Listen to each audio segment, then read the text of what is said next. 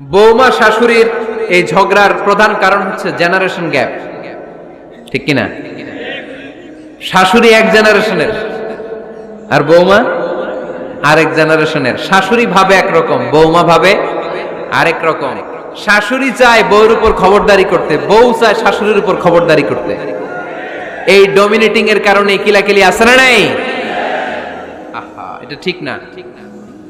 আমার শাশুড়ি মায়েরা যারা আছেন, প্রথমে শাশুড়ি দিয়ে শুরু করি। আমার মাইকের আওয়াজ যে ঘরগুলাতে যায়, আমার শাশুড়ি মাদেরকে বলবো, বউদের উপর অত্যাচার করবেন না। ছেলেরে প্রশ্ন করে, তোর কাছে তোর বউ বড় না আমি বড়? আছে না নাই? এটা একটা প্রশ্ন হইল। তোর বউ বড় না আমি বড়? দুইজনেই বড়। তো এক ছেলে সুন্দর উত্তর দিছে, আমার কাছে ভালো লাগছে উত্তরটা শুনে। এক মা প্রশ্ন করছে, তোর এতদিন আমি লালন পালন করে বড় করলাম, জীবন যৌবন তোর জন্য শেষ করলাম, আজকে বউ পাইয়া বউ তোর আপন হয়ে গেল? এবার ছেলে উত্তর দিছে, মা, আমার মুখ থেকে মা ডাক শোনার জন্য তুমি কি কষ্টটাই না করছো জীবনে। 10 মাস আমারে পেটে ধারণ করলা, খাইতে পারো নাই, বমি করছো, খালি ওষুধ খাইছো, তোমার পেট কেটে আমারে বের করা হয়েছে, 2 বছর আমারে দুধ খাওয়াইছো, পেশাব পায়খানা পরিষ্কার করেছো। বয়স যখন 3-4 তখন তোমার আমি মা ডাকছি। এই মা ডাকটা শোনার জন্য তুমি এত কষ্ট করছো, আর আরেকবারের মাইয়া এই ঘরে আইসাই তোমার মা ডাকা শুরু করছে। যেই মেয়েটা তোমারে মা ডাকে সে আমার আপন হবে না কেন মা? ঠিক কিনা? এই মা ডাক শোনার জন্য তুমি এত কষ্ট করলা, আমার লালন পালন করলা, 10 মাস পেটে ধরলা, পেশাব পায়খানা পরিষ্কার করলা, এরপরে মা ডাক শুনতে পারছো। আর আরেকবারের মেয়ে জানা নাই চিনা নাই এসেই তোমার ডাকা শুরু করছে মা। তো যে আমার মারে মা ডাকে তার স্থান তো আমার কলিজায়, ঠিক কিনা? শাশুড়ি আম্মারা যারা আছেন, প্লিজ বৌমাদেরকে কষ্ট দিয়েন না। অনেক শাশুড়ি আছে পান থেকে চুন খসলে রেগে যায়, পদে পদে স্ত্রীর ভুল ধরে, বউয়ের ভুল ধরে, আছে না নাই? এটা করবেন না।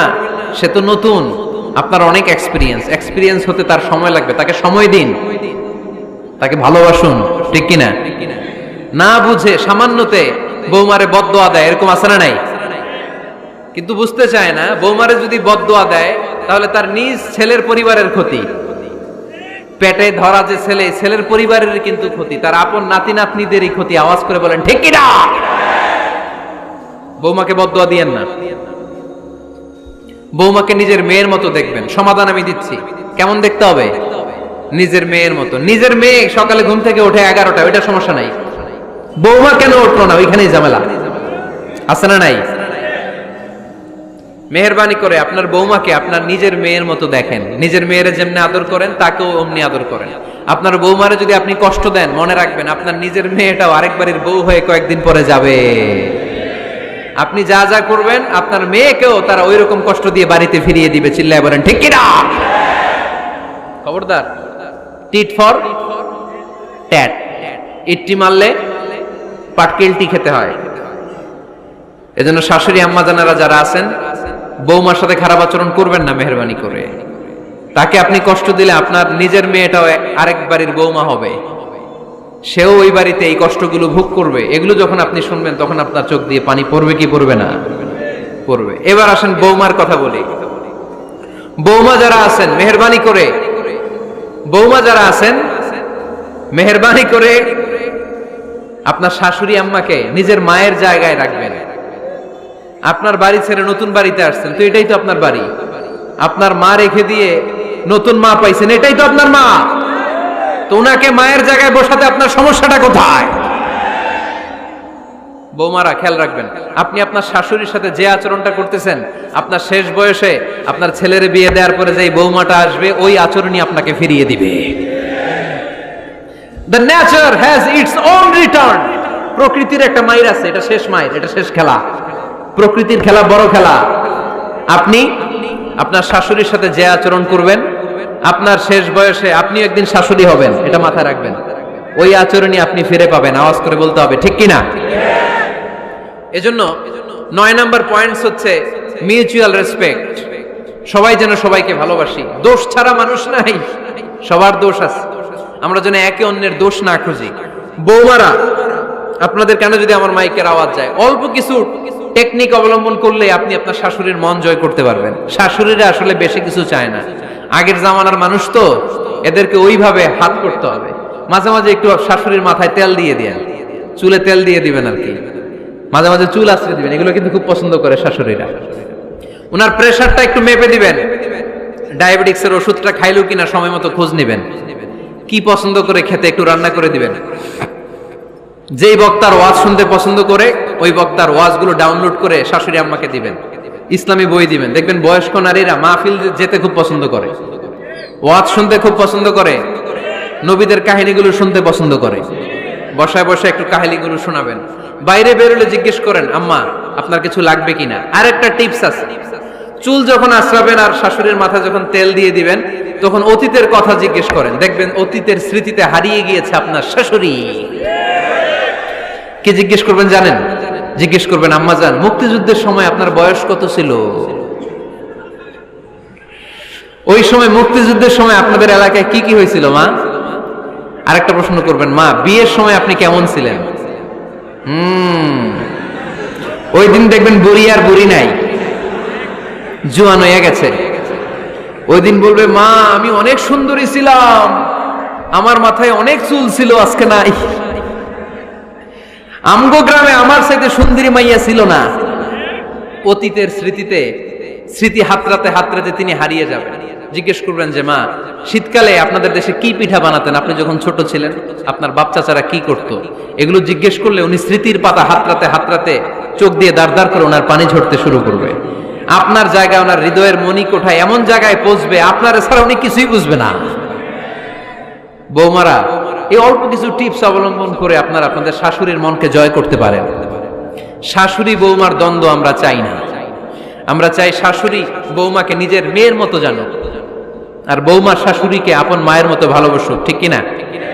এই মিউচুয়াল রেসপেক্টই পারে শাশুড়ি বৌমার দ্বন্দ্বকে দূর করতে, আর ঘরটারে শান্তির টুকরা বানাতে। আওয়াজ করে বলেন ঠিক কিনা? কয়টা গেল? আর আছে কয়টা? দোয়া করবেন একে অপরের জন্য। দোয়া, সাইয়েদনা ইব্রাহিম ফ্যামিলির জন্য দোয়া করতেন, রব্বি জাআলনি মুকিমাস সালাতি ওয়া মিন যুররিয়াতি রব্বানা ওয়া তাকাব্বাল দুআ। ও আল্লাহ, আপনি আমার নামাজ কায়েমকারী বানান, আমার কলিজার টুকরা সন্তান ইসমাইলকেও নামাজ কায়েমকারী বানান, আমার দোয়াটা আপনার দরবারে আপনি কবুল করে নেন। সুবহানাল্লাহ পড়েন। রব্বানা ইন্নী আসকানতু মিন যুররিয়াতি বিওয়াদিন গায়রি যী যারইন ইনদা বাইতিকাল মুহাররাম। ও আল্লাহ, আমার সন্তান সন্ততি, আমার ফ্যামিলিকে ধুধু মরুপ্রান্তর এই উপত্যকার মধ্যে তোমার কাবা ঘরের সামনে রেখে গেলাম, তাদেরকে তুমি নামাজ কায়েমকারী বানিয়ে দিও। গোটা বিশ্বের সব মানুষের অন্তর আমার ফ্যামিলির দিকে আল্লাহ তুমি ঝুঁকিয়ে দিও। ওয়ারযুকহুম মিনাস সামারাত, ফলমূল দিয়ে আল্লাহ তুমি তাদেরকে রিজিকের ব্যবস্থা করে দিও। তার মানে সব নবীরা তাদের পরিবারের সদস্যদের জন্য দোয়া করতেন কি করতেন না? আবার কোরআন আমাদেরকে শিখালো, রব্বানা হাব লানা মিন আজওয়াজিনা ওয়া মিন যুররিয়াতিনা কুররাতা আ'য়ুন ওয়াজআলনা লিল মুত্তাকিনা ইমামা। ও আল্লাহ, এমন নেককার সন্তান, এমন নেককার স্ত্রী আপনি আমাকে দান করেন যাদের দিকে তাকালে আমার চোখ দুইটা ঠান্ডা হয়ে যায়। চক্ষু শীতলকারী স্ত্রী দেন। বিয়ে যাদের হয় নাই, ইয়াং ছেলেরা এই দোয়াটা করবা। বিয়ের জন্য দোয়ার দরকার আছে না নাই? প্রতিদিন এই দোয়া করবা, আল্লাহ এমন স্ত্রী দেন, এমন জীবন সঙ্গিনী আপনি আমাকে দেন, এমন লাইফ পার্টনার দেন যার দিকে তাকালে আমার চোখ জুড়িয়ে যায়। এমন সন্তান আল্লাহ আপনি আমার ফ্যামিলিতে দেন যাদের দিকে তাকালে আমার চোখ দুইটা ঠান্ডা হয়ে যায়।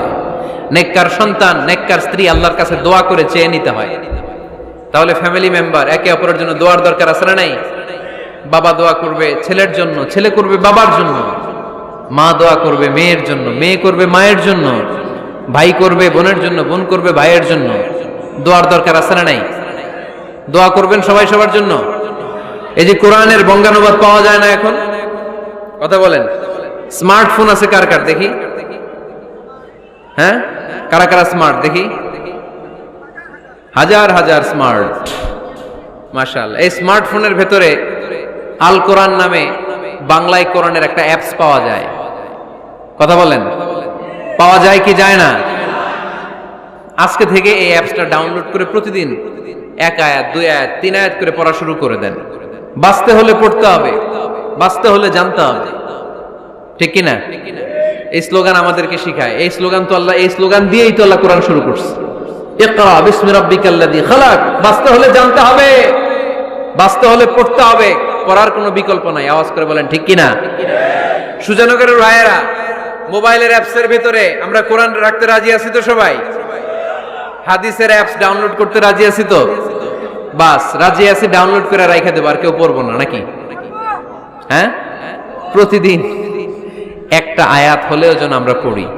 আল্লাহ যা বলা দরকার সব বলে দিয়ে গেছে, নতুন করে আর কিছু বলবে না।